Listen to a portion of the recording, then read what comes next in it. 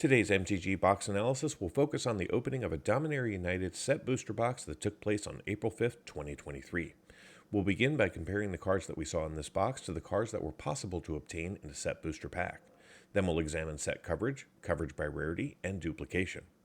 To establish a baseline for value, we'll first analyze the value of the set, and then break down the actual observed value of the box. Finally, we'll close things out with a summary.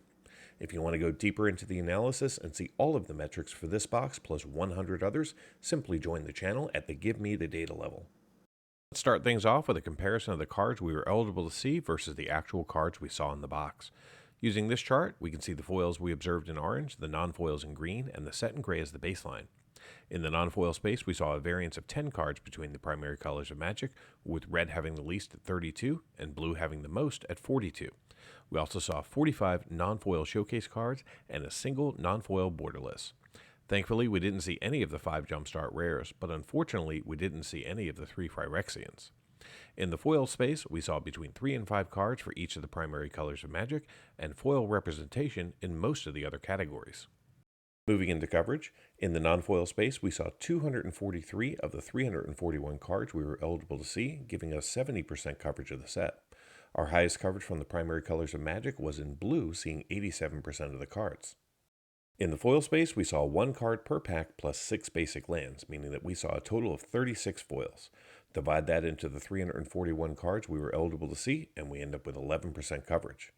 This time, our highest coverage among the primary colors of Magic was a 3-way tie between white, red, and green, each having 13% coverage. Pivoting to coverage by rarity, in the non-foil space, we saw 92% of the commons we were eligible to see, along with 98% of the uncommons. We also saw 29 rares for 34% coverage and 5 mythics for 14% coverage. In the foil space, we saw 16% of the commons, 11% of the uncommons, plus 3 foil rares for 4% coverage. This means that we saw 32 rares and 5 mythics from the main set in these 30 packs. However, we also saw 2 rares and 1 mythic from the Commander subset, and 4 rares from the list, which means that this box contained a grand total of 38 rares and 6 mythics. From a duplication standpoint, we saw 72 non-foil cards repeated 79 times for a box duplication rate of 22%. We only saw 1 card repeated 4 times for a playset, and that was the showcase Garna Bloodfist of Kel.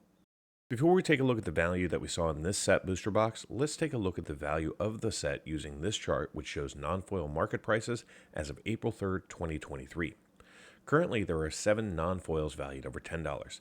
There's the Leyline Binding, currently valued at $10.65, the Timeless Lotus at $12.35, 2 Liliana of the Veils, with the borderless coming in at $15.30, and the standard frame at $17.25. And then there's 3 Shieldred the Apocalypse, valued right around $70 for any of the versions. The set also features 8 cards valued between $5 and $10, and 36 cards valued between $1 and $5. The remaining 290 cards are currently valued less than $1.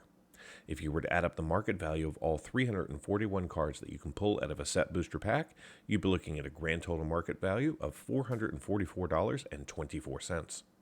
Now let's take a look at the actual observed value in this box, starting off in the non-foil space.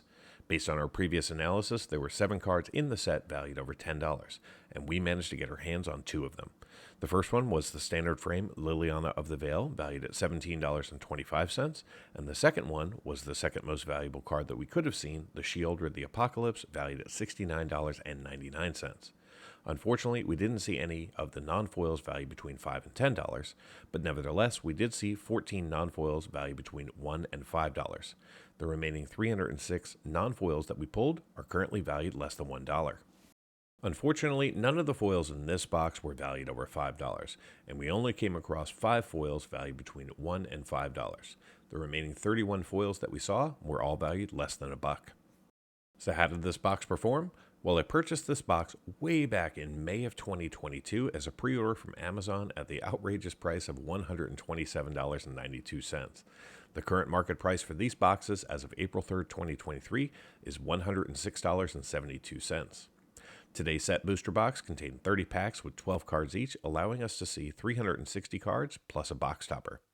The 27 non-signed and 3 signed art cards that we saw have a current market value of $4.39. The 22 tokens that we saw are valued at $2.44. Replacing 7 of our tokens were cards from the list, which have a total value of $11.64, thanks mostly to the collective restraint from Invasion, which is currently valued at $7.88 as a list card. The 3 commander cards, including our box topper, are currently valued at $3.96. The 36 foils that we saw have a combined value of $13.18. The 322 non-foils are currently valued at $140.33, thanks mostly to Liliana and Sheoldred. Add it all up, and the grand total for this box comes up to be $175.94 in market value, which is a gain of $48.02 over the price I paid.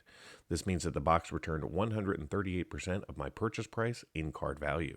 Now, for those of you interested in cards valued just over $2, the numbers look like this. In total, we saw 10 cards valued over $2 in this box, and they have a current combined market value of $112.78, which means that those 10 cards represent 64% of the total box value. If I had paid today's market price, they would have covered the cost of the box and then some. Thank you so much for watching. I want to take a moment to give a special shout out to all of the channel members. Your support helps fund this operation and allows me to create the content that you all enjoy. If you're not yet a channel member, I invite you to consider becoming one. By joining, you'll gain early access to videos and many other perks. If you're interested in supporting the channel but don't want to become a member, there are several other ways that you can show your support. Every little bit helps and allows me to continue with the channel. Thanks again for watching, and until next time, do something amazing.